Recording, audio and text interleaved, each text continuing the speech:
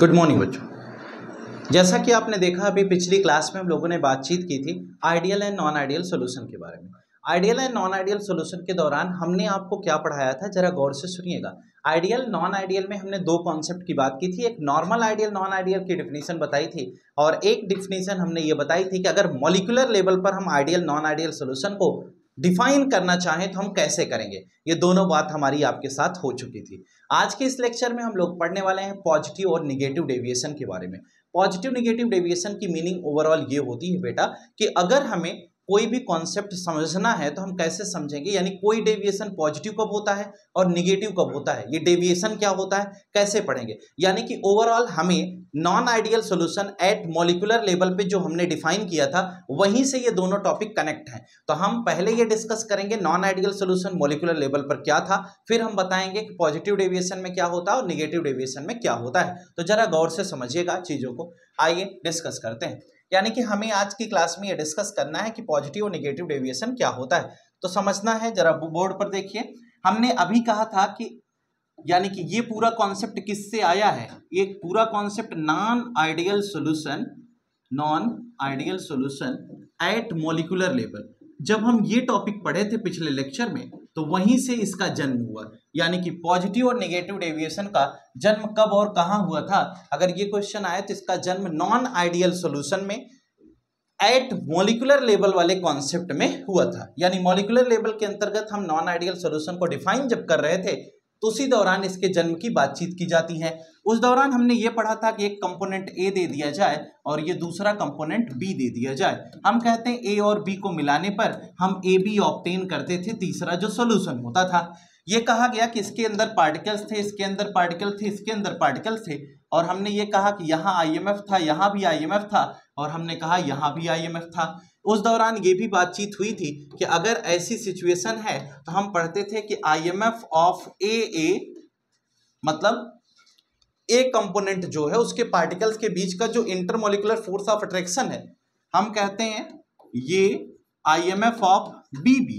यानी अगर यह बीबी के आईएमएफ के क्या है, ऑब्लिक में लगा हुआ है, कहते हैं कि अगर ये बराबर हो जाए आईएमएफ ऑफ एबी के तो हम कहते थे ये आइडियल सॉल्यूशन की सिनेरियो थी।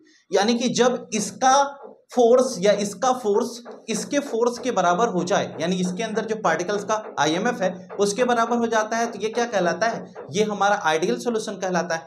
अगर ऐसी सिचुएशन नहीं है तो हम कहते हैं अगर ये दोनों बराबर ना हो तो नॉन आइडियल कहलाएंगे। और वैसे भी जरूरी थोड़ा ना है कि ये दोनों आपस में मिलें और बराबर हो जाए। तो हम कहते हैं जब यह नॉन आइडियल सॉल्यूशन की केस बना, यानी कि अगर ऐसा नहीं होता है तो ये क्या कहलाएगा, नॉन आइडियल सॉल्यूशन कहलाएगा।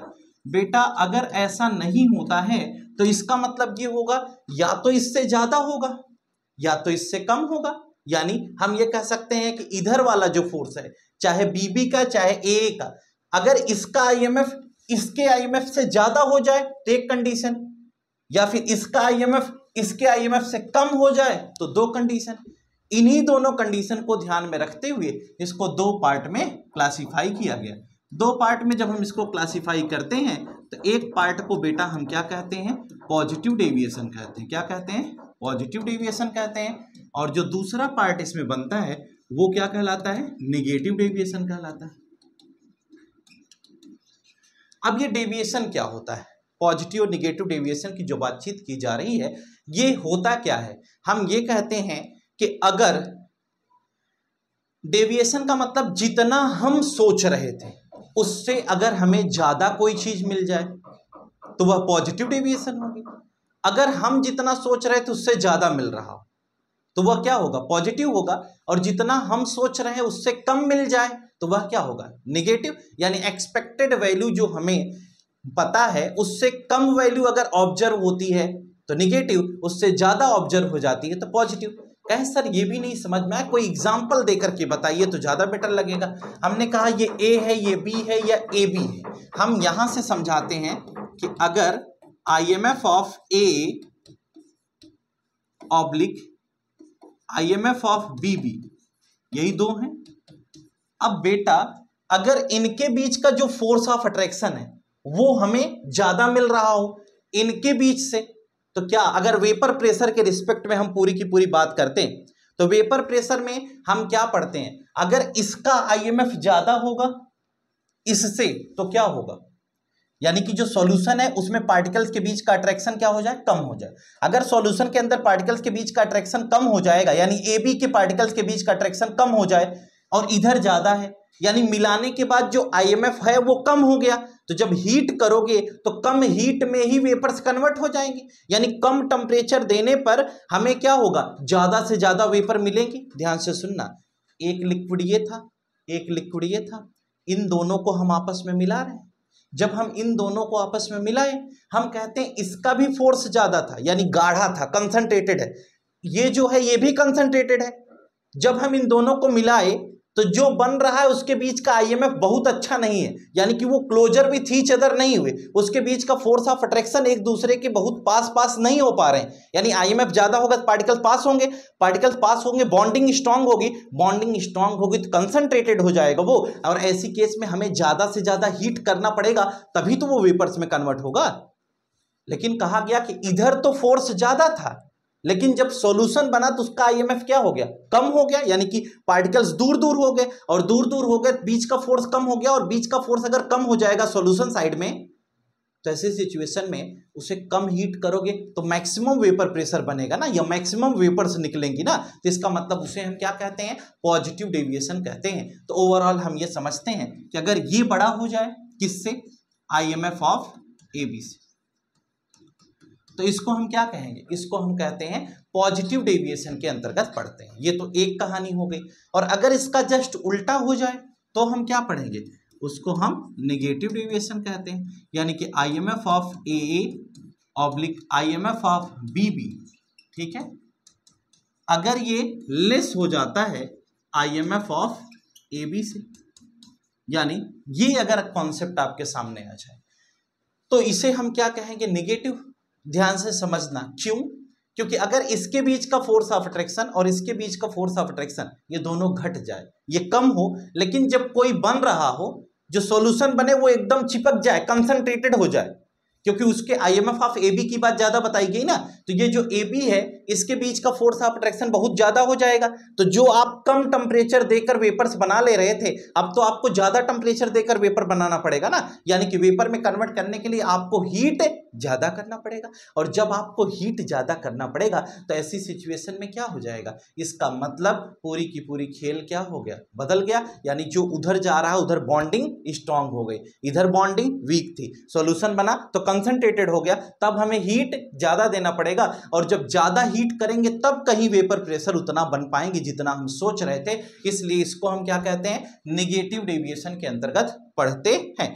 यानी कि एक एग्जांपल हमारा पॉजिटिव डेविएशन का हो गया और दूसरा एग्जांपल हमारा किसका हो गया, नेगेटिव डेविएशन का हो गया।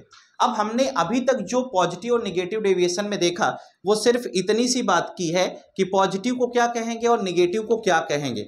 अब हमें इन दोनों के बेसिस पर एग्जाम्पल समझना होगा कि पॉजिटिव डेविएशन का एग्जाम्पल क्या होगा और नेगेटिव डेविएशन का एग्जाम्पल क्या होगा। अब हमें यह देखना होगा कि अगर कहीं किसी केस में पॉजिटिव होता है तो हम कैसे पढ़ेंगे, नेगेटिव होता है तो हम कैसे पढ़ेंगे। जरा इसी को समझते हैं।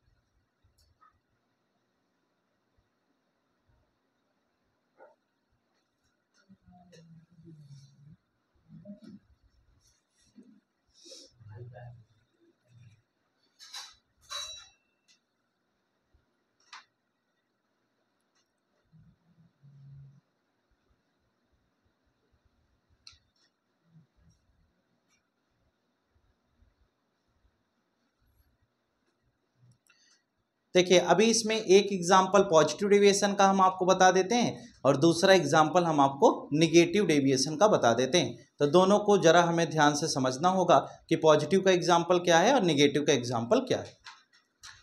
ध्यान से सुनना।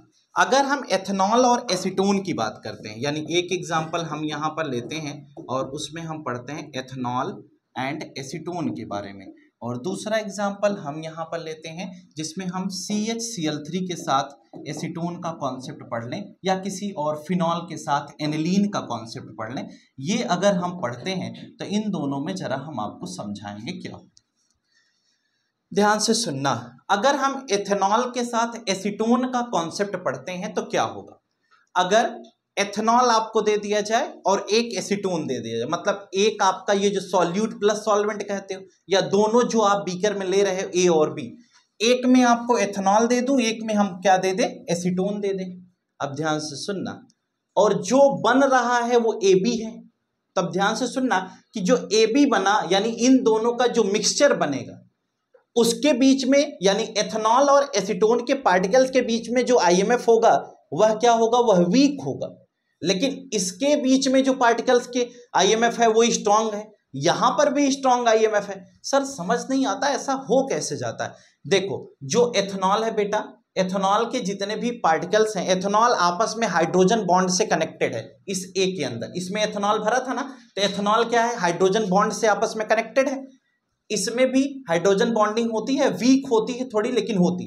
हमने कहा इसमें भी हाइड्रोजन बॉन्डिंग है, लेकिन जब हम इन दोनों को मिलाकर जो बना रहे हैं उसमें हाइड्रोजन बॉन्डिंग नहीं होगी, उसमें यानी H बॉन्ड का कॉन्सेप्ट नहीं है। जिसका मतलब जो AB के बीच का, एथेनॉल और एसीटोन के बीच का फोर्स ऑफ अट्रैक्शन है वो क्या हो गया, वो वीक हो गया। फिर से सुनना, एथेनॉल के पार्टिकल्स हाइड्रोजन बॉन्डेड थे तो पास पास थे, एसीटोन वाले में हाइड्रोजन बॉन्डिंग थोड़ा हुई तो वो भी पास पास थे, लेकिन जब दोनों को मिलाया तो ये क्या हो गया, दूर दूर हो गए। तो यानी यहाँ IMF क्या हो गया, कम हो गया। इसका मतलब हीट करोगे तो ये वेपर्स में कन्वर्ट होंगे कि नहीं होंगे, होंगे। इसलिए हम इसको क्या कहते हैं, पॉजिटिव कहते हैं कि हम जितना सोच रहे थे उससे पहले हमें क्या होगा, वेपर्स मिलने लगेंगी, क्योंकि पार्टिकल्स एक दूसरे से दूर दूर है। दूसरे केस में देखना, इसमें अगर हम क्लोरोफॉर्म और एसीटोन की बात करते हैं तो जैसे क्लोरोफॉर्म है, एसीटोन है, तो पहले ये दोनों क्या है, हाइड्रोजन बॉन्डिंग में नहीं है, ठीक है। एसीटोन CH3 COOCH3 होता है यानी कि प्रोपेनोन।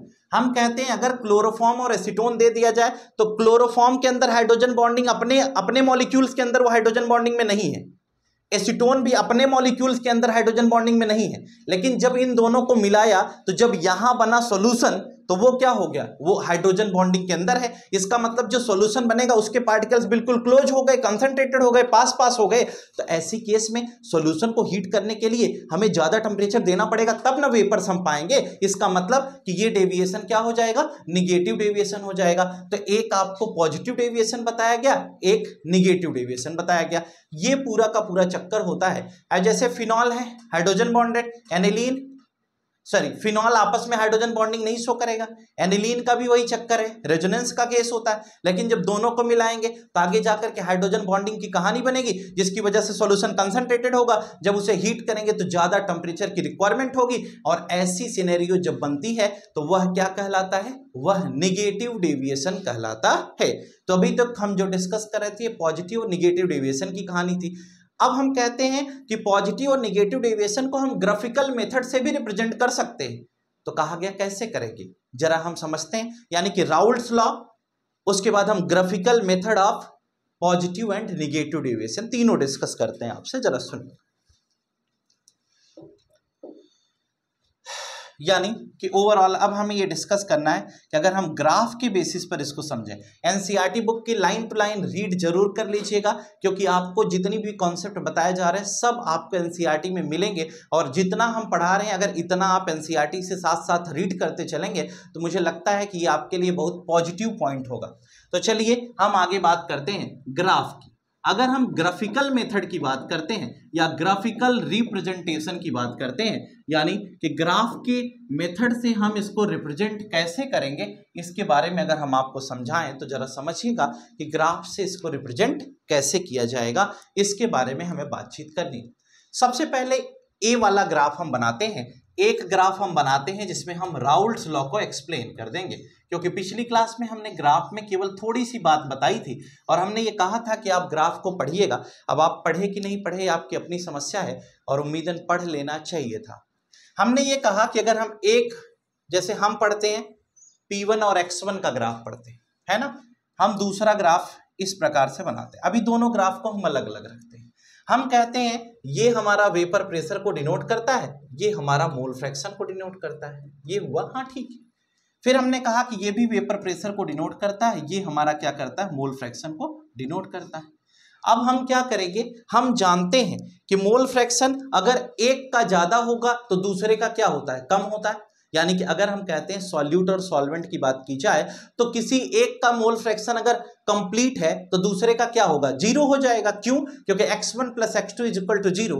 तो हम अगर कहते हैं कि ये हम P1 और x1 के रिस्पेक्ट में ग्राफ अगर ये वाला बनाते हैं और P2 और x2 के रिस्पेक्ट में ग्राफ ये वाला बनाते हैं, तो जरा समझना, अगर हम x1 के रिस्पेक्ट में ग्राफ बनाते हैं तो ये क्या होगा, ये x1 है, और अगर हम x1 लेते हैं तो ये x2 होगा। तो x1 के रिस्पेक्ट में ग्राफ बनाएंगे तो x2 क्या हो जाएगा, 0, और x1 क्या होगा, 1 होगा। और अगर हम ये ग्राफ x2 के रिस्पेक्ट में बनाएंगे तो यहां पर x2 क्या हो जाएगा, 1, और x1 क्या होगा, 0। समझ में आ रहा है? इसका मतलब हम x1 1 है, हम इधर की तरफ जाएंगे तो हमें क्या होगा, x1 घटता जाएगा और x2 बढ़ता जाएगा। इधर से इधर की तरफ आओगे तो x1 0 है लेकिन x1 बढ़ता जाएगा और x2 घटता जाएगा। इस बात को ध्यान में रखते हुए इन दोनों को मिला दूं तो कोई समस्या नहीं होनी चाहिए। अब हम इसको और समझाते हैं। हमने ये कहा कि हम जानते हैं P1 = P1 not x1 और P2 = P2 not x2। इस कहानी को समझें। और हमने ये भी कहा है कि जो सॉल्यूट होगा, जो फर्स्ट कंपोनेंट होगा, यानी सॉल्यूट के रूप में हम जिसको ले रहे हैं सेकंड कंपोनेंट, वो हमेशा क्या होगा, वो हमेशा कम रहेगा, और जो सॉल्वेंट वाला होता है वो ज्यादा होता है। और अगर हम सॉलिड इन लिक्विड की बात करें तो उसमें वेपर प्रेशर किसकी वजह से होती है, सॉल्वेंट की वजह से होती है। यानी सेकंड का फर्स्ट कंपोनेंट जो नीचे लिया था हमने और जो बाद में हमने मिलाया वो तो हमारा कम मात्रा में होता है, और ऐसी तभी तो हम उसको सॉल्यूट कहते हैं। और उस सिचुएशन में क्या होता है, उसके अंदर वेपर प्रेशर की भी कहानी कम होगी। जरा समझिएगा, अगर हम इसकी कहानी को आपको समझाएं तो हम क्या पढ़ पाएंगे, जरा ये गौर करते हैं। हमने कहा कि ये वाला कॉन्सेप्ट हमारा कहाँ जाएगा, ऐसे जाएगा, ठीक है। अब हम क्या करेंगे, ये जो लाइन शो कर रही है किसको, P1 नॉट को रिप्रेजेंट करेगी, और हम कहते हैं ये जो लाइन जाएगी ये किसको रिप्रेजेंट करेगी, P2 नॉट को रिप्रेजेंट कर देगी, ठीक है, क्योंकि भाई उसी की लाइन। अब हम इस केस को जब दोनों को समझ पाए तो हम कहते हैं ये P1 के रिस्पेक्ट में है, ये P2 के रिस्पेक्ट में, और जब हम इन दोनों का रिजल्टेंट देखेंगे तो ये P = क्या आ जाएगा, P1 + P2 आ जाएगा। तो P = जो P1 + P2 की कहानी बनी, ये Dalton's law of partial pressure हो गया, यानी रिजल्टेंट हमारा ये आया।